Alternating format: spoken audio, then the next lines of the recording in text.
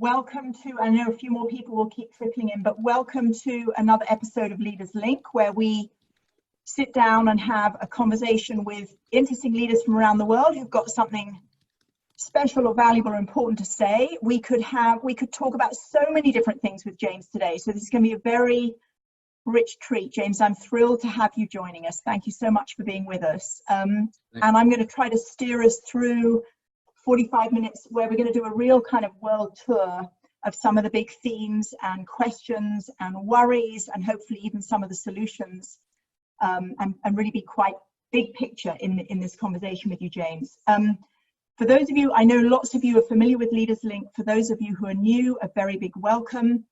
For those of you who are new to Leaders Quest, our work is all about helping leaders and companies align profit and purpose to create a world where everybody can thrive within the means of the planet.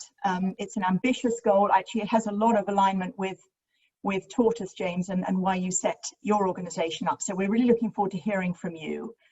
Let me just say by way of a welcome to you. So James has had a very interesting career in journalism. He started off with the Financial Times. He opened their first Shanghai bureau.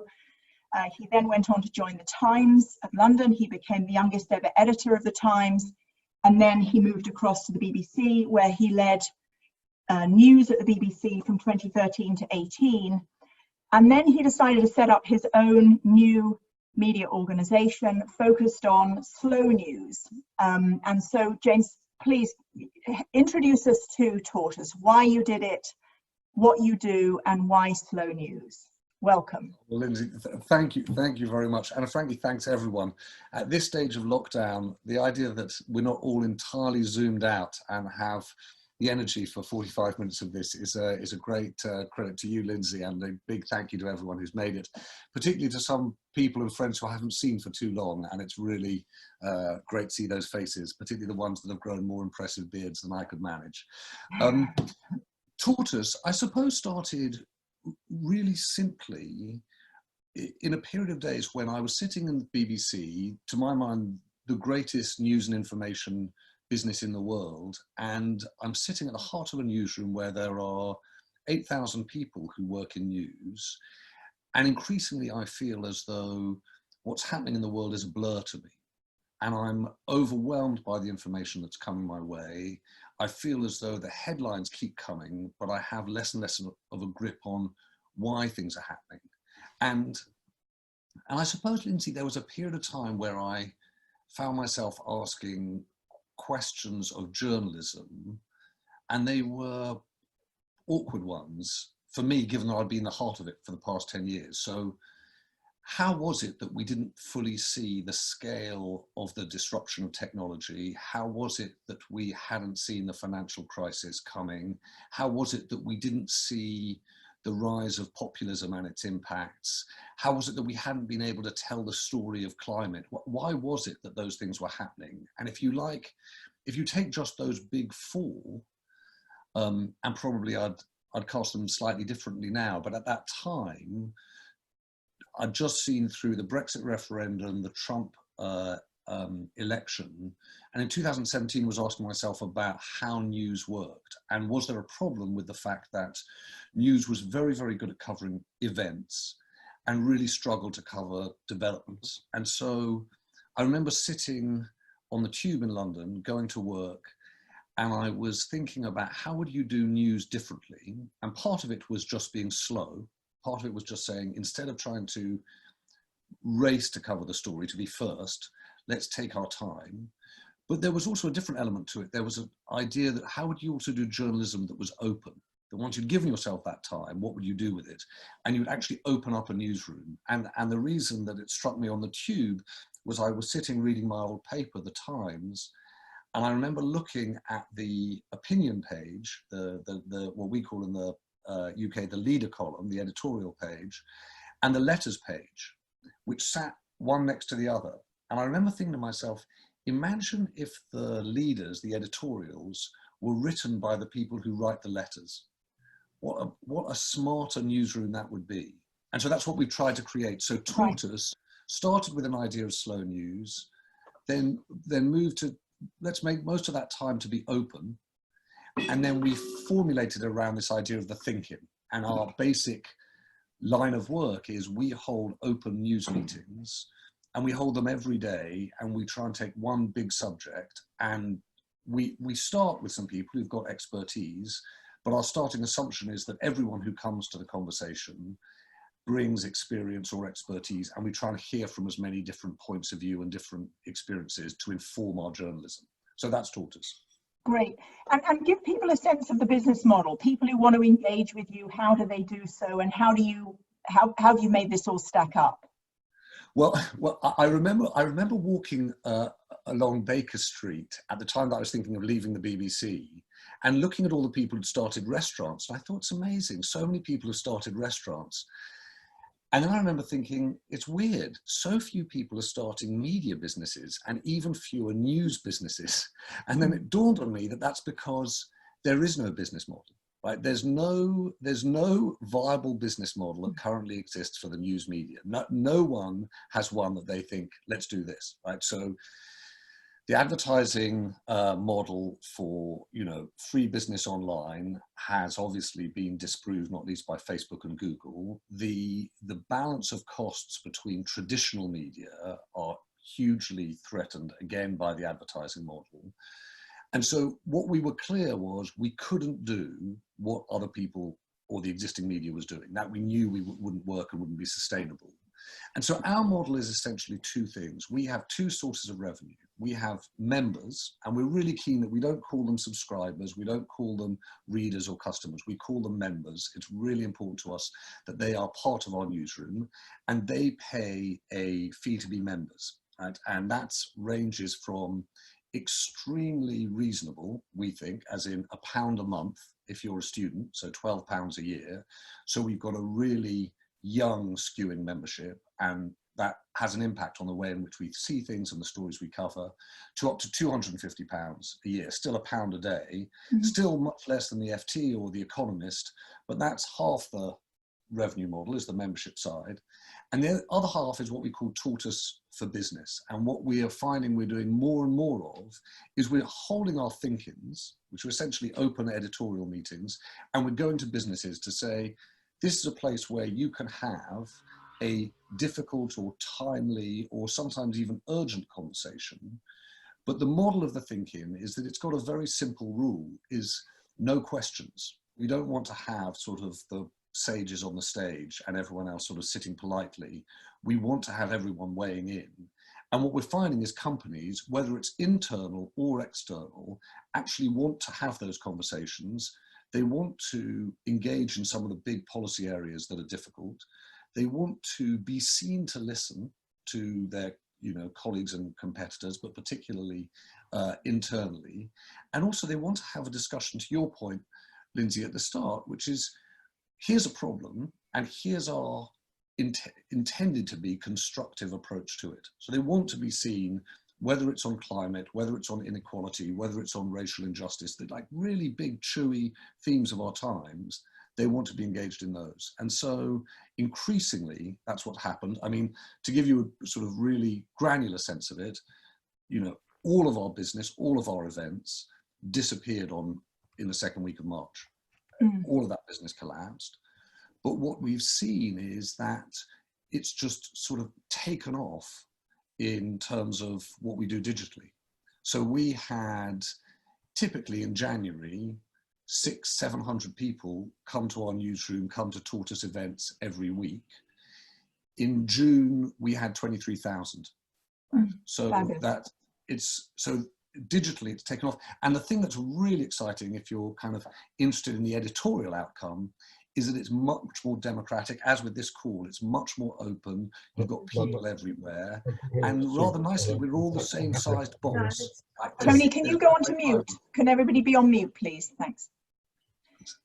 Sorry, James. I was just saying that we're all the same size box. It's a much more democratic medium, funnily enough, than the old, conferences and round tables and panel discussions. So you touched on Facebook. Before we move to other wider world questions, would love your take on what's going on with social media and democracy, and where are we heading? So I would describe my general mood as mixed. On the one hand, there's something incredibly energizing about the potential for change that we see. And on the other hand, I think you can't escape the fact that this pandemic has exposed problems that we knew were there, but the scale of them and the cruelty of them is really hard to stomach. And so you can't but be worried about the state of the world. And definitely technology and information is one of those. The problems with false information and with the propagation of it, you know, deliberate and through kind of, if you like, corporate neglect, are very real. I think they're significant problems. The one glimmer of hope, and I sort of, you know, take the spirit of what you do here, Lindsay, and try and sort of point to things that I think are really positive changes. You know, I think that the moment that Jack Dorsey and Twitter flagged the problems with statements from the President of the United States, the platforms crossed the Rubicon towards becoming publishers. And I think something really significant happened that day, because what they had acknowledged was there's a responsibility for the content, right? We are not just, you know, pipes sending you, you know, gushes of information. We are stages, and we have a responsibility for those people who speak on our stages. And so I think that it's changing. I think that the corporate response to Facebook is part of that same trend. I suppose the worry that I've got is that the really bigger picture, the picture of US-China rivalry, means that we're having, if you like, yesterday's argument over Twitter and Facebook, while you're seeing a whole new world of media on platforms like TikTok, and there's not a coordinated attempt to address it. So, you know, there's a step forward in terms of sense of responsibility, but it's probably not moving nearly as fast as the movement of information on new platforms. Right, great. So, you know, as you know, one of the things we really try to focus on is the positive things that are going on in the world, of which there are many, and solutions. And you have to kind of start off by being grounded in the reality of where are we. And you and I chatted a little bit over the weekend and talked about what you're worried about. You had a lovely long list. So let's start with what we should be worried about, or what you're worried about. Some of the big concerns right now that actually then are shaping how all of us respond and use the resources that we have. Well, I think, as I said, I think the things that we're worried about are the things we were worried about before. We've just seen the scale of them, and I say the cruelty of them, the unfairness of them. So I do think that the unfairness of the coronavirus in the impact it's meting out on people, in terms of generations, in terms of race, in terms of income, and in terms of geography, these are all now really powerful political fault lines, it seems to me, for the 2020s. And we've just about got ourselves to a spot of, if you like, containing our concerns about the economic system we live with, saying that these were issues, if you like, you know, sort of the hangover of globalization. These are, you know, the problems of industrial rust belts. They can be resolved by investment and training. They look much deeper and more entrenched now, and they look as though, you know, the economics of race, the economics of age, the economics of education and opportunity seem like they're much bigger challenges, and it feels as though COVID-19 has magnified, or not magnified, but illustrated them or made them clear to all of us. So I'm concerned about that. I'm concerned that we were getting to a spot, you know, Lindsay, you and I talked a few months ago about the project you're working on, this 10-10-2020, the idea of sort of teeing up COP26 in Glasgow in November this year with a program to think in a very solutions-based way about what we can do about climate, right? And it seems almost a model for the problem we've got, that of course COP26 then gets postponed by a year. We're still trying to think about solutions, but how much of a risk is there that the climate crisis finds itself also the inadvertent victim of this, because everything gets delayed, and the world wakes up in the summer of 2020 and says, you know what, we've got as big a recession and as deep a mass unemployment problem as we've had in our lifetimes. We'll come to climate, we'll sort out net zero, but for the next 5 years we've got to focus on jobs. And I know there's a lot of kind of positive rhetoric, both political and corporate, about we'll build back better, we're going to remake the economy as we rebuild it. I'm concerned that what happens now is that we have a consensus around things that are frankly insufficient to the climate task, and that makes me concerned. And then for the first time, you know, as you said, I was a reporter in China. I loved my time in China. I love China and Chinese people, and I worry about the fact that the world or the West is picking a fight with Xi Jinping for very good reasons, given what he's doing in Hong Kong, treatment of Uyghurs, suppression of journalists and the truth, the extension of his own mandate, picking a fight with Xi Jinping for good reasons, but bundling the whole of China into that fight. And so as a result of that, we see global tensions between the US and China that get harder to resolve rather than easier. Right. I mean, you're touching upon these deep injustices and fissures, if you like. One of the many audiences that you spend time with is business.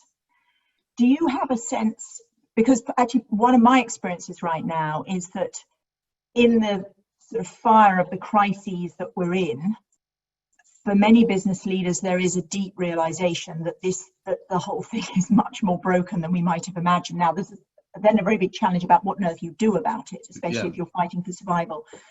But give us a sense of your perspective on where capitalism, business, finance is right now in the sort of waking up to our responsibility and to actually what this century is all about, or at least the first half of this century. So having been quite so gloomy and miserable, I'll tell you the reasons, Lindsay, why I'm encouraged. One is, I was thinking over the weekend about the evaporation of celebrity.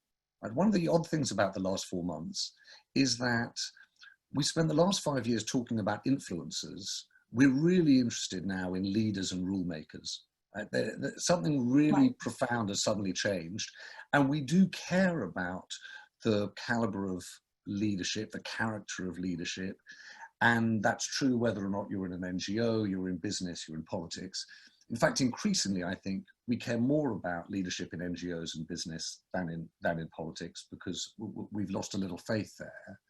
So I'm encouraged when I see the way in which business leaders think of themselves and their responsibilities. When I started out as a reporter at the FT, it wasn't only acceptable, it was expected that a CEO would talk about their responsibilities limited to fiduciary responsibility, limited to what they were delivering for their shareholder. That's an old school and quite eccentric position now, right? There are people who see that they've got responsibilities well beyond that.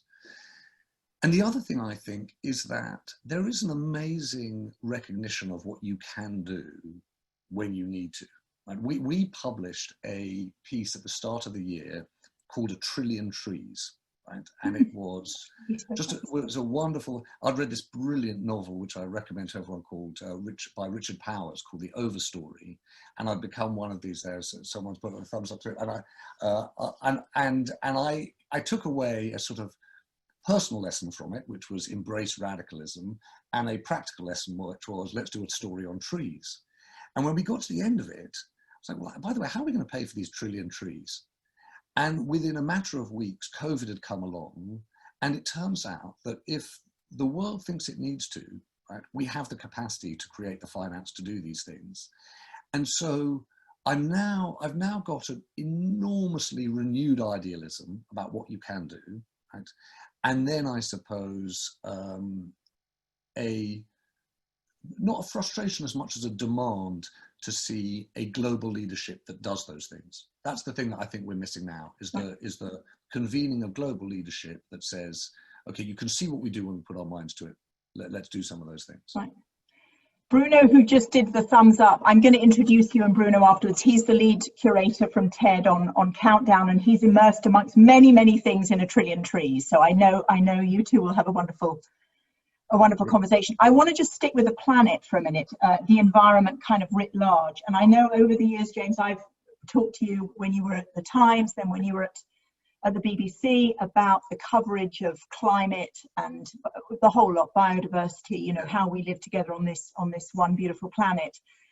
And you sharing, as many people in media do, how difficult it has been to get traction in terms of readership in response. So in other words, so, you know, the giving the audience, as it were, what they want to hear. And of course, what we've seen since is a lot of quite radical messaging about climate, with things like Extinction Rebellion and others, can be polarizing. It may have also got a lot of other people, you know, gallivanted and on the journey. We've obviously seen Greta. How do you see communication about the planet through news media? What's changing? Are we kind of polarized on that as well as audiences? And or are you seeing a different kind of engagement from citizens? We are. This is such a good question, Lindsay, and it's so difficult, because I think something really fundamental has changed. Right? It's not changing; it has changed. So the appetite for climate stories and a recognition that's really bedded in now about the scale of the problem. I think that things have moved, and pretty fundamentally. And I remember, I know there's some people here who are sharing the fact that we're having this conversation on a sunny day in London. For those people who aren't in London, there was a moment last year that I thought was really significant in terms of the media and climate, which was Extinction Rebellion, a protest group, took over the centre of the city. And normally what you would see is the classically conservative press in the UK, Fleet Street is more right than left, would have turned on the protesters. In this particular case, around climate, there was a real wariness of getting on the wrong side of climate activism. And partly, I think it was because something had sort of jumped the generational threshold, that young people who were animated by climate had persuaded their parents and grandparents to be animated by climate too. And if you went back, we went and did a piece that looked at all of the court cases against XR protesters. And the wonderful thing was, it was the spread of age, you know, and the sort of the couple in their 80s from Totnes who had come and also been arrested as part of the XR protest. So I think there's something really bedded in, Lindsay, in terms of the sense of public anxiety around climate. So I don't feel as though that's polarized. I feel as though that's overwhelmingly one way. You may say the failure of the media was that we came at that a decade too late, right? That should have, we should have got, or helped get the public there, and we as the media should have got there a decade, if not longer ago. The thing that I worry about now is a sense that you get to solutions that are active, and I don't detract from the kind of determination of people, but are insufficient. And that's the thing that's difficult now is, you know, 2050, is 2050 really a reasonable, sensible target? Is there going to be sufficient, you know, innovation and change by then? That's the issue. And so what you worry about now is the world comes together, business leadership comes together and says, we now have an agenda to tackle this, although all the while energy consumption goes up, emissions go up, and it's not enough. Right, right. Thank you, James. So I want to bring other people in now. Would love to have questions from all of you. You know how to do this. If you're on camera, you can wave your hand. You can also go into the participants section and hit the raise hand function, but would love to hear from anyone who wants to share a question. James, I can see you with physical hands, so please come off mute and ask a question. Thank you, Lindsay, and thanks, James, for a high protein dose of Zoom against the thin gruel that we've all grown accustomed to. Much appreciated. Can you just tell us a little bit more about the practicalities of running these events that are the backbone of Tortoise's sort of gift to the world? How do you stop monomaniac obsessives dominating the conversation and genuinely get a sort of a collective view that is as hopeful as you've intimated? So James, it's a really good question. And the answer is we obsess a good deal about little things. So we got caught out very early on. We were Zoom bombed in about week 1. And you started to realize lots of ways in which this format is vulnerable too. So one is we've got a team. So on an event like this, there are about half a dozen of us all doing different things. One person moderating the chat, one person, running cameras, probably a couple of people making sure and following who's joining. It depends on scale. If you're doing something that's small and manageable like this, then we probably, can see who's coming in as we get started. When we do ones that are sort of, in the thousands of people, then we'll probably operate on a different platform, either on Zoom or elsewhere. I think the big thing for us and the big change for us has been actually that digital makes us less of an echo chamber.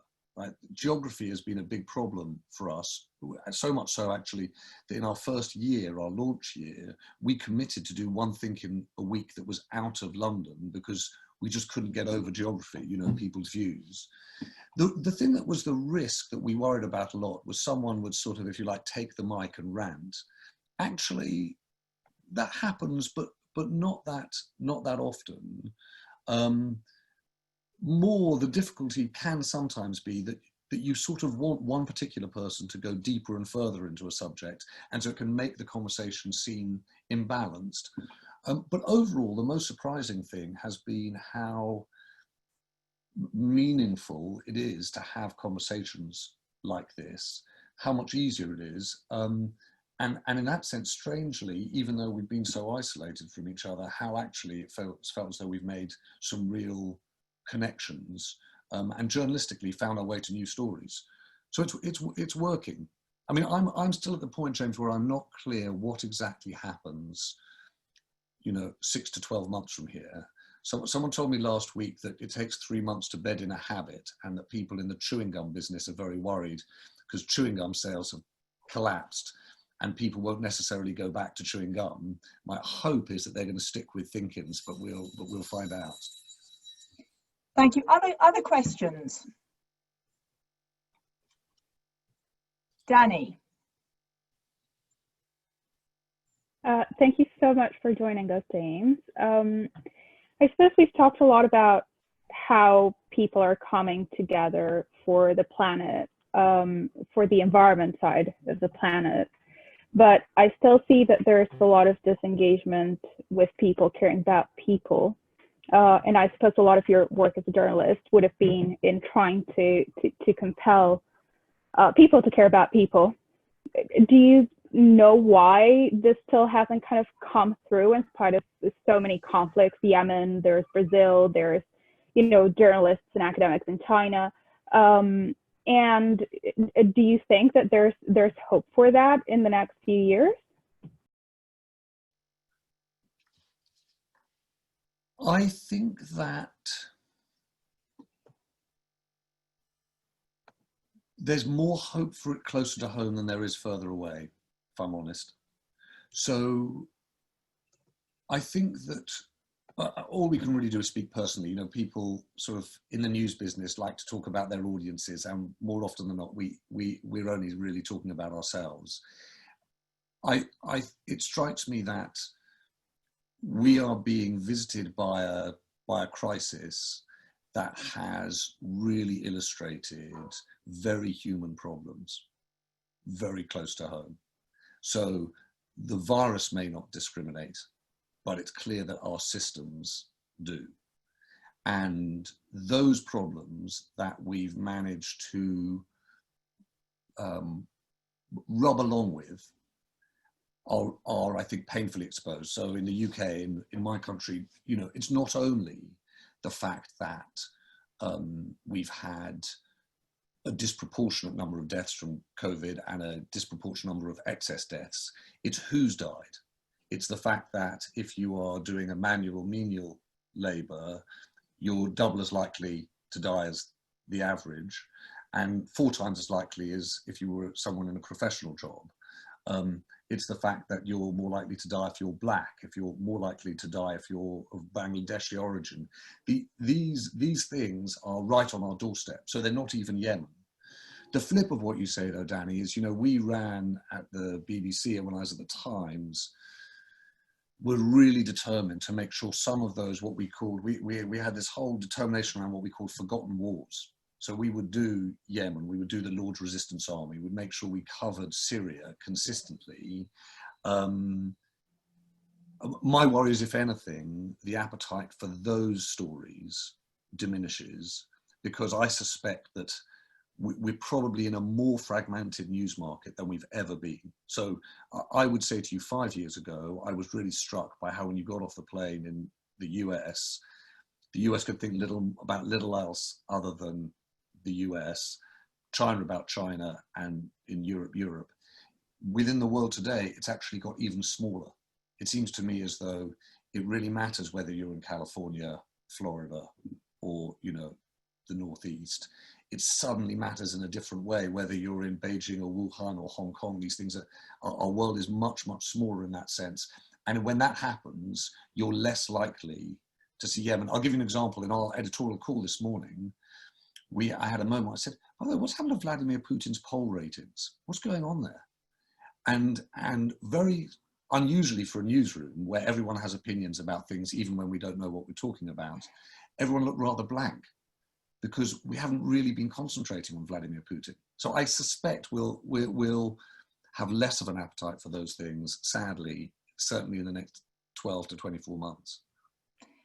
Thanks, James. Let me bring in Hetty, and then Justin, and then David. Okay, off we go. Hetty, please. I'll be quick. First of all, James, thank you so much. That was fascinating, and thank you for the great work you do.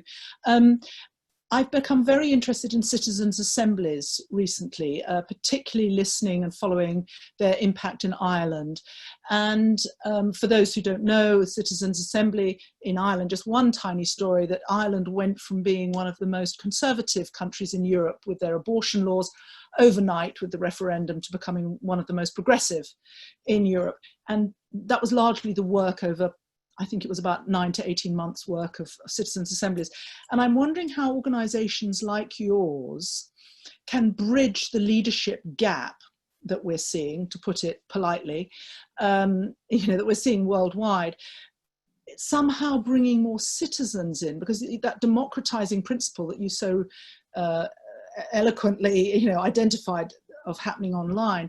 Is there a way that citizens' assemblies and your work could somehow combine, using digital media, bringing people in worldwide around the global issue of mindset change for climate? So I'm going to call you Hetty. We don't know each other, but Hetty, very nice to meet you. I have to say, I'm really encouraged about this. I think this is really, I think it's got massive potential. I thought Ireland was a good case. We had a moment in probably the spring of last year where we were just launching Tortoise, and I remember having a conversation with say, what's our view on Brexit? And we all argued loudly. And at the end of it, I said, you know what? Who really cares what our view is on Brexit? Surely we should be able to look up and over this problem. And we started thinking about what's in effect a constitutional crisis in the UK, the failure of the rules in our political system. And we started talking about the rules, and whether it was the House of Lords or, our very uneven devolution, the relative failure of, localization. And so we stumbled into the world of citizens' assemblies and deliberative democracy, and have found ourselves really energized by it. And curiously enough, one of the things that the Think-In has become is an exercise to that end. And so we've taken increasingly specific issues.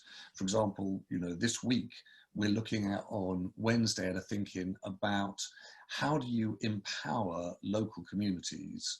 Because one of the things that strikes me about COVID is you've had a failure at global level, but let's not lose sight of the failure at the nation state level. You need to do things much more locally. So my short answer is yes, I think that the Citizens Assembly is incredibly powerful. In fact, I'll send you afterwards, we did a piece on Citizens Assemblies as a result of it. The next step is to make sure, just to James' point at the start, is that you don't have an echo chamber, it's not one voice. And so the coordination of who comes in is really important. And by the way, at the BBC, the one big thing I learned doing Question Time was it's not the panel, it's the audience. They're the ones that really matter. Just before we go to Justin, I want to just cross to New York and invite Ninan to ask a question.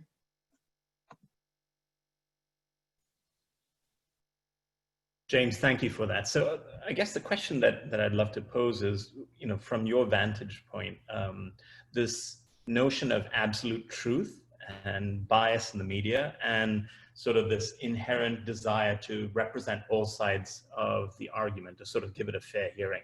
So how have you sort of wrestled with that as you think about Tortoise Media? So we've wrestled a lot, and I wrestled a good deal in the BBC. This was a classic problem. All of the problems of false balance, particularly, I think, even more keenly, story selection. The way we've approached it in Tortoise is to try to do two things. One is to be really clear about building a newsroom that's different in its priorities. So we say, look, we're not going to have a politics editor, an economics editor, a business editor, sports. We have 5 things that we think are the big drivers of news in the world. So they are technology, our planet, wealth, identity, and the 100-year life, right? And so we've tried to, so to an extent, what we've already said to people is, we're honest about our agenda. These are the things that we think are the drivers. And then perhaps really importantly is making sure there's clarity about how we approach a story. So we're trying to do something, and it's an experiment, it may not work, but the experiment we're trying to do is that we open up the process of journalism before we publish rather than after we publish. So I'll give you an example. This evening, we're holding a think-in called What Happened to Shukri Abdi. Shukri Abdi was a daughter of Somali refugees. She came to the UK a couple of years ago, and she died at the age of 12, drowned in a river just outside Bury. And no one's heard of her, I hadn't heard of her, but there's a real question about what happened here. Now, normally a newsroom would publish the story and then try and bring in, attention. We're going to try and do the opposite. We're going to try and say, look, this is the story we're looking at. Come and join us and weigh in with your point of view. Just to let you know, I did have a very confused head of press at Buckingham Palace 2 weeks ago saying, I don't understand, you want us to discuss what you're going to publish in a week's time before you publish it. I said, yeah, that's what we're trying to do. They were, to use the royal idiom, not amused. Great. Justin, please. Hi, James. Thank you for those thoughtful words. You said in one bit of your reply or your introduction about the failure of collective leadership, and in particularly facing up to these big global challenges. I mean, if Trump loses, a lot of people think we'll kind of be back to the normal of kind of, being able to do big things together globally. Is that underestimating the kind of the division and the polarization at the geopolitical level and the problems that are wider than just Trump? Or do you think leaders will come together again to do big things on things like climate change or inequality? Well, Justin, there's a risk here that we're going to sound like two blokes sitting in a pub telling each other how right we are. But the truth is that actually I was probably prompted more in this direction by you than anyone else, because we did one of our think-ins with Tony Blair, and Blair was sort of bemoaning the fact there was a failure of global leadership. And I remember I'd asked him where is it going to come from, and he was saying, well, G7 that was due at Camp David had just been cancelled. The next real sort of congregation of government leadership was going to be the G20 in Saudi. And I think the point that you made, Justin, which I was really persuaded and, to be fair, energized by, was, hang on a second, surely there are institutions and individuals that have convening power, and that we don't need to be as reliant on government. And that's what I meant, you know, in answer to Lindsay's question about, or the points making about leadership. You suddenly feel as though those organizations, the world of foundations, the world of NGOs, the world of those multinationals, can really convene. And the reason I suppose I care about it so much is I don't think you're going to get it by just having a change of president in the United States. And I don't think the architecture, as we've seen, of the UN, of those G7, G20 groups, is sufficient. We did a thinking the other day with Madeleine Albright, and she said something brilliant. She said, you know, Americans generally don't like multilateralism. It's a long word and it ends in ism, right? There's an opportunity now to do something different. And it feels to me as though, in the way in which we're having this conversation differently, so much is available now differently. And yes, I definitely feel as though we should all treat the idea that the return of summitry is sufficient would be a mistake. We need to do something ourselves. So we've got time for one final question, David. Let's bring you in.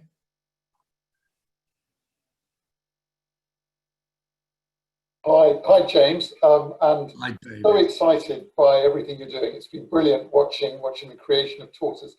I guess you're this incredible voice of emerging reason and balance and depth and all the best things about slow news. And at the same time, the #1 show here in the States is Tucker Carlson. Yeah. And, you know, and sort of the progression from the shock jock to that is, it's a very, very linear thing.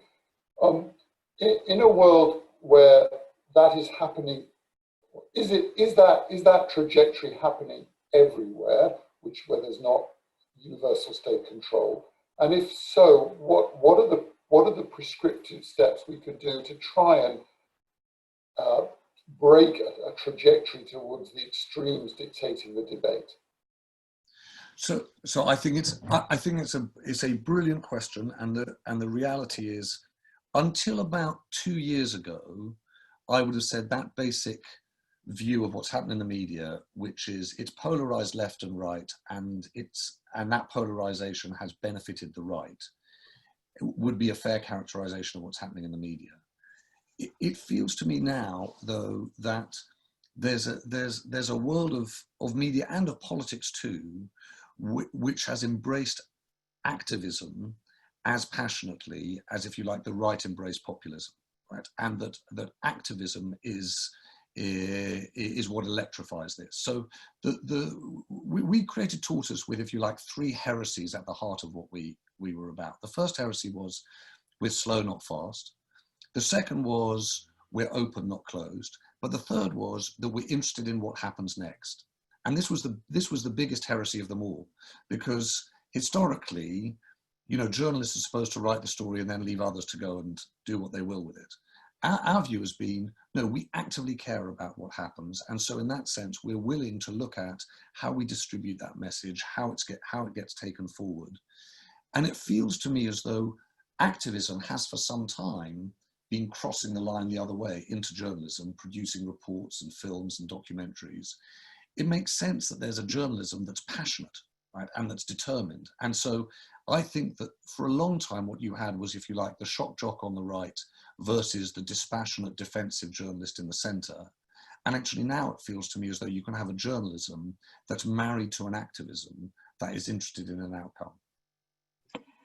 James, this has been a wonderful conversation. I know we're at time. I want to thank you very warmly from everybody. I know people have really enjoyed talking to you. It's actually really uplifting to see somebody and a whole team of you creating new ways to create and share and engage people around news. I think this will be super uplifting to people. So thank you. In our follow-up, everybody will show you how you can engage with Tortoise, and so we'll share all of that. Follow us with hashtag LeadersLink if you want to share feedback, and we look forward to seeing you. Our next call is on the 20th, next week today, 20th of July. when I'll be with Jimmy Briggs co-hosting a conversation with Damien Howard from Pascolas in New York on diversity and inclusion and how we bring that to life in all of our different workplaces. So thanks for being here. Huge thank you, James. Very good luck with what you're doing. Thank you, Lindsay. Thank you, everyone. All right, take care.